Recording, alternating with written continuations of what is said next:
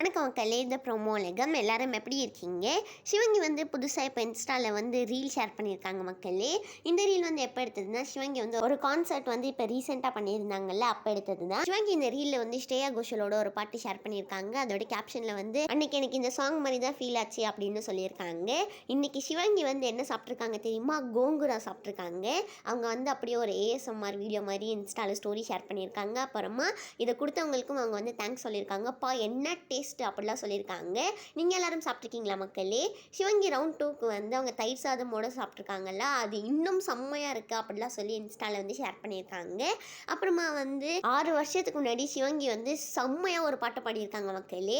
அவங்க வந்து அந்த வீடியோ தான் இன்ஸ்டாவில் வந்து ஸ்டோரியாக ஷேர் பண்ணியிருக்காங்க. 6 வருஷத்துக்கு முன்னாடி இதுதான் நான் அப்படிலாம் சொல்லியிருக்காங்க. அப்படிலாம் அப்புறமா வந்து சிவங்கி கூட பாட்டு பாடினவங்களை டேக் பண்ணி இது உங்களுக்கு ஞாபகம் இருக்கா அப்படியும் கேட்டிருக்காங்க. மக்களே, உங்கள் எல்லாருக்கும் வந்து ஒரு செம்ம பெரிய ஷாக்கிங்கான நியூஸ் சொல்லவா? அது என்னென்னா, குக் வித் கோமாளிலே வந்து ஒரு சூப்பரான ஒரு கெத்தான பர்சன் வந்து இனிமேல் வரமாட்டாங்களா? அது யார் தெரியுமா? வெங்கடேஷ் பட் தான்.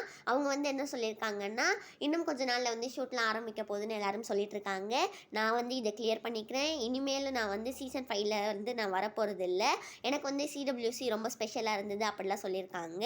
சன் கிஸ்ட் அப்படின்னு சொல்லி குரேஷி வந்து ஃப்ளைட்டில் இருந்து ஒரு வீடியோ வந்து ஷேர் பண்ணியிருக்காங்க. இந்த வீடியோ பிடிச்சிருந்தா மறக்காமல் லைக் பண்ணி ப்ரோமோ உலகம் சேனலுக்கு சப்ஸ்கிரைப் பண்ணிடுங்க.